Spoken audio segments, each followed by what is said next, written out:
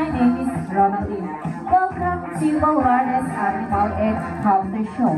Where you not around the world.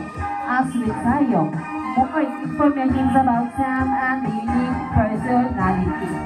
So, during the show, I'll be asking volunteers to assist. This is the chance to use the cameras for up close and for personal photo opportunity. Pero, before we start, may mga few rules lang po tayo dito.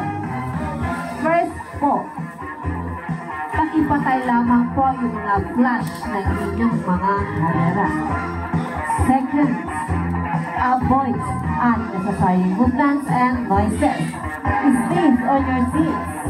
Yung mga bata po, panghawakan. At ang panghuli, are you guys ready for the show? Sa pamahina, are you guys ready for the show? Okay, so let's start. Kailangan ko po ng isang volunteer. Okay, please come forward. Later, baby, tatawagin kita. Okay, kumakain na ba? Hello, good afternoon. What's your name? Nathaniel. Where are you from, Nathaniel? Baguio. Okay, dito ka sa Baguio, Nathaniel. Okay, so in order for you to meet our friends, animal friend, bring out your right hand. Like this. Yan and promise me, don't jump the animal, okay? Okay. From Australia.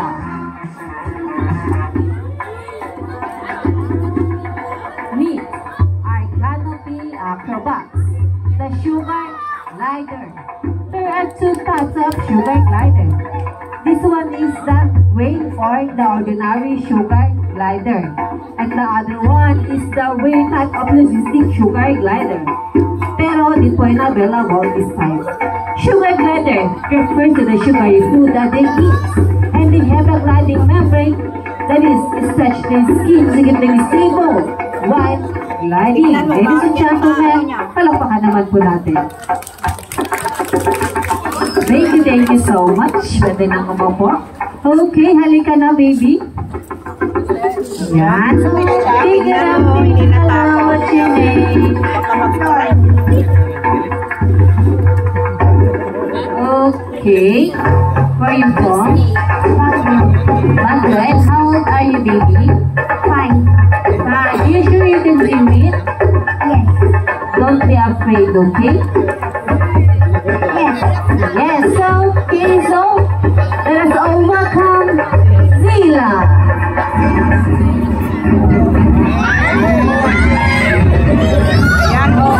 Look.